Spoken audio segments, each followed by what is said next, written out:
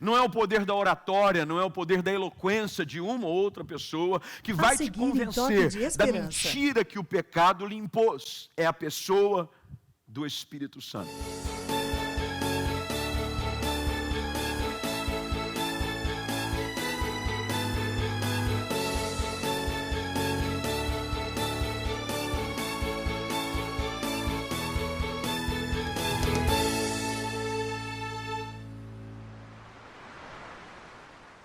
Olá, que a boa mão do Senhor seja sobre você, sobre a sua casa, sobre toda a sua família. Com efeito, o Senhor tem feito grandes coisas por nós, disse o salmista, e é por isso que nós estamos alegres. Há um Deus, segundo a santa palavra, que pode mudar a nossa sorte. Aqueles que com lágrimas semeiam, vão colher com júbilo. E eu gostaria nessa hora de te desafiar a crer de que a bondade do Senhor vai te alcançar. O salmista afirma, eu creio que eu vou ver a bondade do Senhor na terra dos viventes. Você é alvo da bondade do Senhor, você é alvo do seu cuidado, você é alvo do seu amor. Ele enviou o seu Filho unigênito, Cristo Jesus, para ir até o Calvário, dar a sua vida e morrer no seu lugar, para que você tenha vida, vida plena, vida em abundância. No programa de hoje eu tenho uma palavra que vai te desafiar a crer que Deus tem planos para a sua vida. Deus tem sonhos e projetos a cumprir em você através de uma experiência profunda e transformadora com a pessoa de seu Filho Jesus Cristo. Só há uma forma de vivermos o melhor de Deus para a nossa vida, quando recebemos Cristo Jesus como nosso único e suficiente Salvador. Portanto, reúna as pessoas agora nessa próxima meia hora. Eu tenho certeza, Deus vai ministrar o seu coração. Olha só, está se aproximando rapidamente o Congresso de Mulheres aqui da Comunidade da Esperança. Olha só, as inscrições já estão abertas, as vagas são limitadas e você pode fazer a sua inscrição o mais rápido possível. Acesse o nosso site e você vai ter maiores informações do Congresso de Mulheres, Filhas do Rei, que vai acontecer aqui na Comunidade da Esperança, de 31 de agosto a 2 de setembro. Primeiro dia do mês de junho agora, chegaram nas livrarias de todo o Brasil meu mais novo livro em coautoria com o Dr. William Douglas, que é um juiz federal, best-seller. E olha só que coisa maravilhosa. Agora, terça-feira, dia 13 de junho, agora, terça-feira, vai acontecer o lançamento oficial aqui na cidade de Campinas. E eu gostaria muito de receber você. Vai ser um tempo muito especial. Estaremos eu e o Dr. William Douglas apresentando o mais novo livro, Como Vencer Gigantes. Lições da luta entre Davi e Golias. Esse livro com certeza servirá de inspiração para que você coloque por terra todos os gigantes, todos os desafios. Afinal de contas, lembre-se daquilo que o Senhor Jesus Cristo afirmou. Tudo é possível ao que crê. Portanto, programe-se para estar conosco. O lançamento será na rua José Paulino, 1829, aqui no centro da cidade de Campinas, e eu quero ter o privilégio de recebê-lo. Marca aí o horário, 19h30, terça-feira agora, dia 13 de junho, na rua José Paulino, 1829. Você é meu convidado especial. Atos 19, versículo 1, diz assim, aconteceu que estando Apolo em Corinto, Paulo tendo passado pelas regiões mais altas, chegou a Éfeso e achando ali alguns discípulos, perguntou-lhes, recebestes porventura o Espírito Santo quando crestes? Ao que lhe responderam, pelo contrário, nem mesmo ouvimos que existe o Espírito Santo. Então, Paulo perguntou, em que, pois, fostes batizados? Responderam, no batismo de João. Disse-lhes Paulo, João realizou o batismo de arrependimento, dizendo ao povo que cresce naquele que vinha depois dele, a saber, em Jesus. Eles, tendo ouvido isto, foram batizados em nome do Senhor Jesus, e impondo-lhes Paulo as mãos, veio sobre eles o Espírito Santo. E tanto falavam em línguas como profetizavam. Eram ao todo uns 12 homens. Durante 3 meses, Paulo frequentou a sinagoga, onde falava ousadamente, dissertando e persuadindo com respeito ao reino de Deus. Visto que alguns deles se mostravam empedernidos e descrentes, falando mal do caminho, diante da multidão, Paulo, apartando-se deles, separou os discípulos, passando a discorrer diariamente na escola de Tirano. Durou isso por espaço de 2 anos. dando ensejo a que todos os habitantes da Ásia ouvissem a palavra do Senhor, tanto judeus como gregos. E Deus, pelas mãos de Paulo, fazia milagres extraordinários. Verso de número 18, por favor. 18. Muitos dos que creram vieram confessando e denunciando publicamente as suas obras. Também muitos dos que haviam praticado artes mágicas, reunindo os seus livros, os queimaram diante de todos. Calculados os seus preços, achou-se que montavam a 50 mil denários. Assim, a palavra do Senhor crescia e prevalecia poderosamente. Uma expressão usada para falar que uma pessoa teve um encontro com Cristo, normalmente, é conversão. Diz para uma pessoa, ela converteu-se. Fulano converteu-se. Agora a pessoa se converteu ao cristianismo, a pessoa converteu-se ao evangelho, ela passou por uma conversão. Conversão em si própria, na palavra, ela traz o seu significado, que é mudança de rumo, é mudança de direção. Quando você está no trânsito, você vai ter que fazer uma conversão à direita, uma conversão à esquerda. Não existe uma conversão reta. Você vai chegar naquele cruzamento e vai fazer uma conversão reta. Não existe. Conversão é mudar de direção. Todas as vezes que se fala de conversão, tem que haver mudança de direção. E é impossível haver uma mudança de direção sem que haja uma mudança nos nossos procedimentos e atitudes. Paulo, quando chega à cidade de Éfeso, encontra um grupo de pessoas, cerca de 12, é o que o texto nos diz, eram poucos, que haviam sido batizados no batismo de João, o batismo do arrependimento. E o texto nos leva, pelo menos, a entender de que alguma coisa Paulo identificou na vida daqueles discípulos, que o fez chamar a atenção sobre a verdadeira conversão. Tanto é que Paulo faz uma pergunta: vocês receberam o Espírito Santo quando crestes?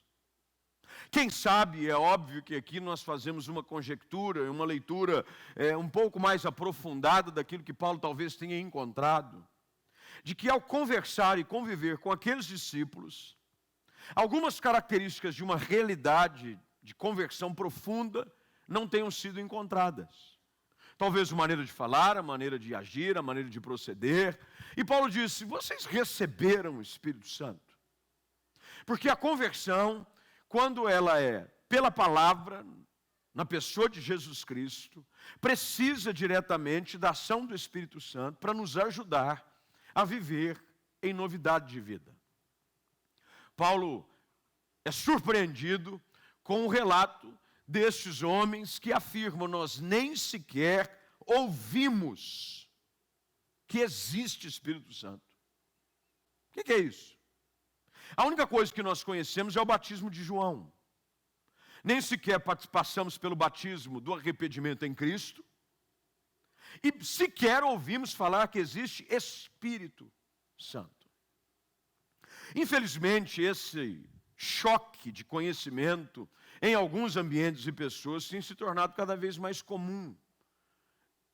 Em alguns lugares onde as pessoas se autoconvencem de que têm vivido uma vida nova em Deus. Vida nova em Deus produz nova vida. Pode parecer algo absurdamente redundante de se afirmar, mas é uma realidade que nós precisamos encarar e ouvir sempre. Aquele que está em Cristo é nova criatura. As coisas velhas passaram e tudo se fez novo. Paulo se preocupa porque ele diz: olha, para que haja uma mudança radical na vida de uma pessoa, algumas coisas precisam acontecer. Primeiro, você precisa ter uma experiência com o Espírito Santo. Quando Jesus alerta os seus discípulos sobre a vinda do Consolador, e me perdoem os irmãos da mídia, porque eu falhei em pedir para que eles colocassem esse texto aí no telão, que é de João capítulo 14, no verso 16 em diante, quando Jesus diz, eu roguei ao Pai, e Ele vos dará outro Consolador, a fim de que Ele esteja sempre convosco. Mas olha o que Jesus fala a respeito do Espírito Santo. Ele diz, o Espírito da verdade, que o mundo não pode receber, porque não o vê, nem o conhece, vós os conheceis, porque Ele habita convosco. Agora, no verso 26, ele diz assim, mas o Consolador, o Espírito Santo, a quem o Pai enviará em meu nome, esse vos ensinará todas as coisas. A única maneira de termos uma experiência de mudança radical na nossa vida, e é por isso que tem muita gente que está na igreja e vive uma vida espiritual frustrada. Não vê nada acontecer no seu casamento, não vê nada acontecer na sua vida no dia a dia, não vê nada mudar na maneira como ele vive, como ele fala, como ele se veste, como ele procede, os valores continuam sendo dirigidos pelo mundo, aquilo que é importante para isso é aquilo que a sociedade impõe, porque há uma necessidade da ação direta do Espírito Santo. O Espírito Santo, ele tem uma ação direta na vida do homem, que é convencê-lo do pecado. Se o Espírito Santo não age na sua vida, você vai se achar um santo, mesmo sendo um pecador. Esse era o problema que Paulo encontra em Éfeso. Ele encontra 12 homens aproximadamente, achando que estavam vivendo uma vida abundante. Quando Paulo diz, vocês estão redondamente enganados. Enquanto vocês não tiverem uma experiência com o Espírito Santo, convencendo-os do pecado, convencendo-os da verdade, vocês vão achar que a mentira que vocês estão fundamentando a vossa vida é uma verdade. E então Paulo, ao ministrar sobre eles, o Espírito Santo vem, abre os seus olhos, porque o príncipe desse século nos cegou os entendimentos, e o único que tem o poder para abrir os nossos olhos é o Espírito da verdade. Como é que a gente sabe que uma coisa é mentira? Quando a gente descobre a verdade. Enquanto você não descobre a verdade, você vai continuar acreditando na mentira. É por isso que é o Espírito da verdade. O Espírito da verdade, o Espírito Santo, fala sobre o que é próprio de Deus. E então Paulo em Éfeso ora por eles, o Espírito Santo vem sobre eles, mas muito mais do que produzir um fenômeno espiritual, que o texto diz que eles falam em outras línguas, e eles profetizavam, Paulo agora gasta, a partir do verso de número 8, um tempo extremamente expressivo e intenso, quando ele fala, versículo de número 8, durante 3 meses, Paulo frequenta a sinagoga, onde fala ousadamente, dissertando e persuadindo a respeito do reino. Houve um problema, muita gente começou a falar mal, muita gente começou a se apartar, muita gente quis separar os discípulos, mas ele então, versículo de número 10, gasta mais 2 anos na escola de Tirano, para que ouvissem a palavra do Senhor. Algumas coisas eu quero só que você, se você tiver um pedacinho de papel, uma caneta, se quiser marcar no seu celular, eu quero te ajudar a encontrar uma fórmula simples, mas poderosíssima, para experimentar mudança radical na vida. Em primeiro lugar, você precisa ter uma experiência com o Espírito Santo. Fala-se pouco sobre a ação do Espírito Santo na vida da igreja. Fala-se pouco sobre a ação do Espírito Santo na vida do crente. Fala-se muito dos dons espirituais. A gente vê muita coisa acontecendo em nome do Espírito Santo. Pessoas profetizam, pessoas cantam, pessoas pregam, e tudo isso é feito na ação do Espírito Santo. O dom da cura é concedido pelo poder que vem do alto. Mas, acima de tudo, a presença do Espírito Santo ela é ainda mais importante para que haja uma mudança radical na nossa maneira de viver e pensar. O que você precisa pedir nessa manhã é que haja na sua vida uma experiência pessoal e transformadora com a pessoa do Espírito Santo. Talvez você nem sequer ouviu falar, nunca ouviu falar. Você talvez ouça, mas simplesmente à distância. Eu sei o que é a Santíssima Trindade, eu sei sobre o Pai, sobre o Filho e sobre o Espírito Santo, mas você não conhece a pessoa do Espírito Santo por um relacionamento pessoal. O Espírito Santo, querido de Deus, ele não é um poder em si, ele não é uma ação fenomenal no aspecto de simplesmente sentir um arrepio no corpo. O Espírito Santo é uma pessoa e você precisa conhecê-lo. A pessoa do Espírito Santo, quando você a conhece, quando ela vem sobre a sua vida, ela abre os seus olhos. É por isso que tem muita gente vivendo uma vida espiritual, e me perdoe a força da expressão, mas eu quero que você fique preso apenas ao sentido radical da palavra, que é medíocre. A palavra medíocre significa comum. Nada mais do que isso. Às vezes a gente fala, medíocre. Ai, me chamou de medíocre. Eu fui na igreja e o pastor disse que eu vivo uma vida medíocre. Não, comum. Vivemos uma vida espiritual muito rasa, porque não conhecemos a pessoa do Espírito Santo. O Espírito Santo não vem simplesmente para que eu seja tomado de tempo em tempo para ações específicas. Essa era a sua função antes de Cristo ser elevado às alturas.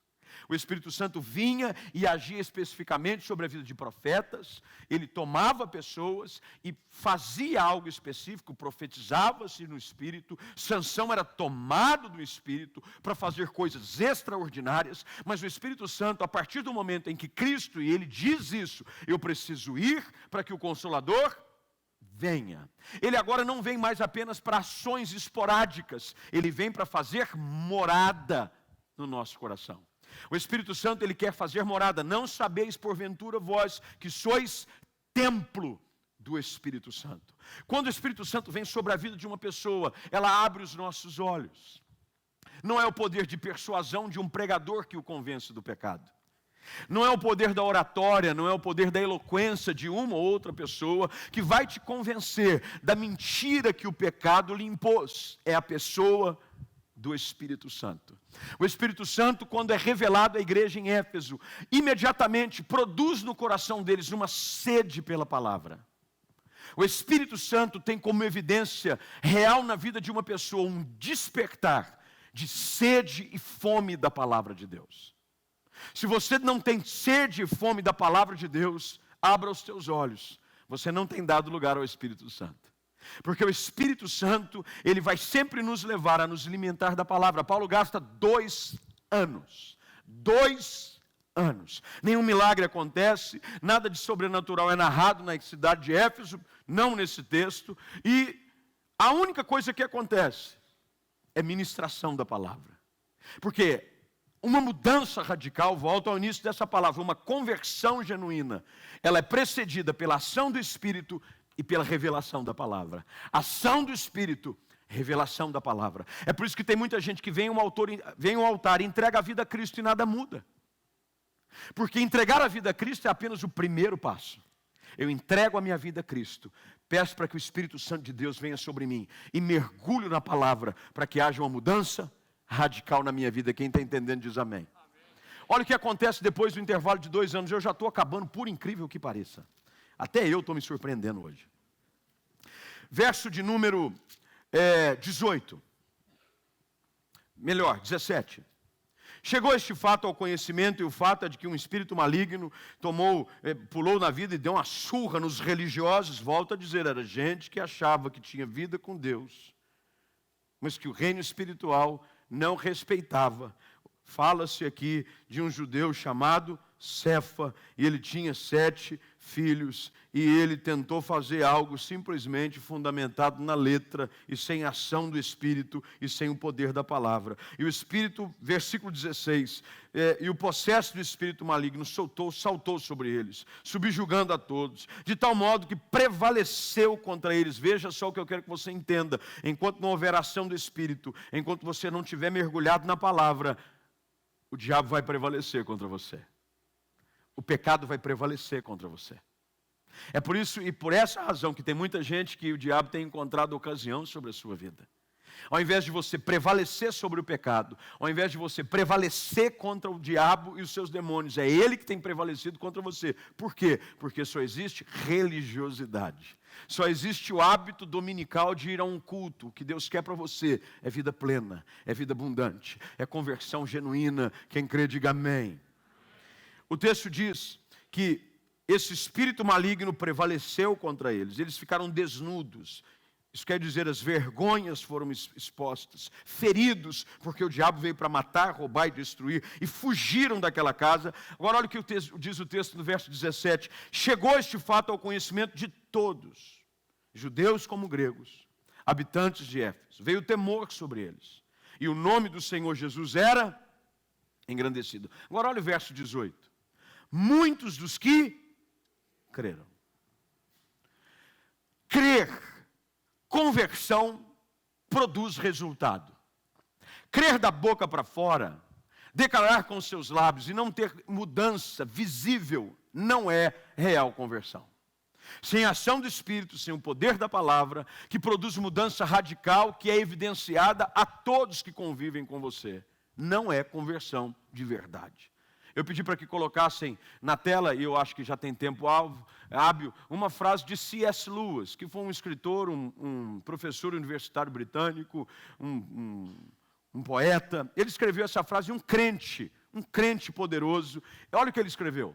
Se a conversão ao cristianismo não melhora em nada as ações exteriores de um homem, se ele continua sendo tão snob, tão rancoroso, tão invejoso ou tão ambicioso quanto era antes, devemos, na minha opinião, suspeitar que a sua conversão foi em grande medida imaginária.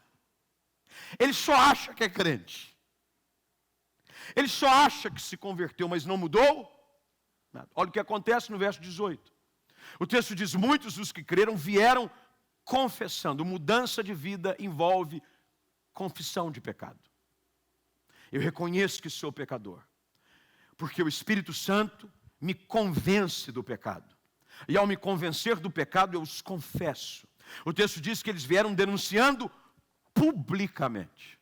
É por isso que existe até hoje o hábito saudável de se abrir o altar da igreja ao final de uma mensagem, quando o evangelho é pregado. Mas eu não posso confessar os meus pecados aqui no meu cantinho, sentado no meu lugar. Até pode, mas uma ação poderosa do Espírito Santo de Deus, fundamentada pelas Escrituras Sagradas, produz na vida de uma pessoa um desejo tão desesperador, em que a pessoa não consegue nem sequer esperar a mensagem acabar. Ela sai do seu lugar, como Pedro fez lá em Lucas capítulo 5, aliás é o texto que eu vou pregar hoje à noite. Quando ele vê um milagre, quando ele vê quem Cristo é, quando ele reconhece o seu estado, ele diz publicamente a Jesus, "Você é mestre, afasta-te de mim porque eu sou pecador." O texto diz que eles vieram denunciando. Versículo 19. Também muitos dos que haviam praticado artes mágicas, toda forma de ocultismo, toda forma de religião pagã, reunindo os seus livros, os queimaram diante de todos. Conversão exige que você abra mão daquilo que antes você se sustentava. É queimar. É muito mais do que abandonar. Deixar por algum tempo, é queimar. Essa é a ação do fogo do Espírito Santo. Ele vem e queima toda a impureza. O texto diz que eles vieram e queimaram todos os seus livros diante de todos. E olha só que coisa interessante. A ação do Espírito Santo e da palavra de Deus na vida das pessoas foi algo tão poderoso, de que eles entenderam que eles haviam descobrido um tesouro muito mais precioso do que aqueles que eles achavam que tinham. Olha o que o texto diz. Calculados os preços daqueles livros que foram queimados, achou-se que montavam a 50.000 denários. Você sabe quanto equivalia um denário? O denário era um salário de um dia. A fortuna que foi queimada equivalia a 50.000 dias de trabalho. 50.000 dias de trabalho. Por quê? Porque quando o Espírito Santo de Deus e a palavra do Senhor é manifesta sobre a vida de uma pessoa, ela entende que tudo aquilo que por mais que seja valoroso na minha vida, mas que me rouba de Deus, que me tira da presença de Deus, que me deixa viver uma vida comum, não vale a pena. Quando eu encontro a Cristo, quando eu encontro a vida abundante, eu descubro um tesouro muito maior. Por que eu estou falando isso nessa manhã? Porque o desejo do meu coração é que você experimente uma conversão genuína. A minha oração nessa manhã é para que, como Paulo ao chegar em Éfeso, você tenha uma experiência transformadora com a pessoa do Espírito Santo. De que ao ministrar nessa manhã, você ouça a voz dele falando ao seu coração.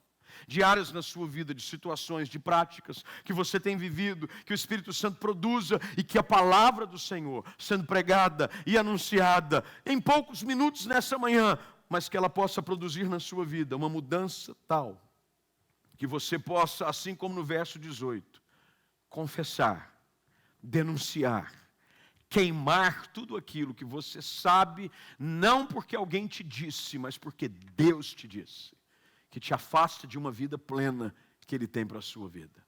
O texto diz que por conta disso, verso de número 20 termina dizendo, calculado assim a palavra do Senhor crescia e prevalecia. O poder de Deus agindo na vida de um povo produz ainda mais autoridade e unção para que outras pessoas sejam abençoadas. O que eu entendo nesse texto? Pelo meu testemunho de transformação genuína, outras pessoas vão ser transformadas.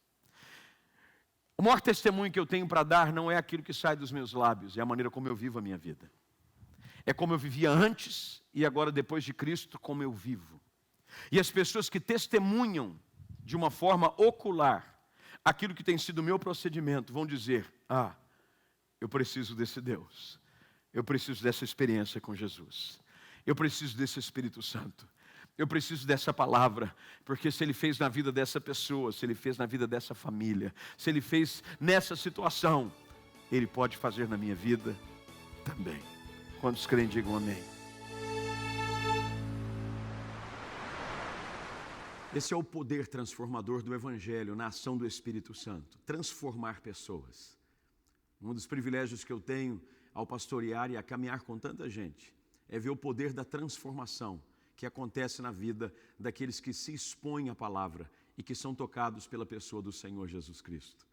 Eu sei que às vezes o seu casamento está vivendo um momento de turbulência, de dificuldade, mas eu quero te afirmar, pode ser transformado. Quando você expõe a sua vida, a sua causa, a sua família, a presença do Senhor e a ação transformadora do Espírito Santo, você pode viver um tempo novo para a sua vida.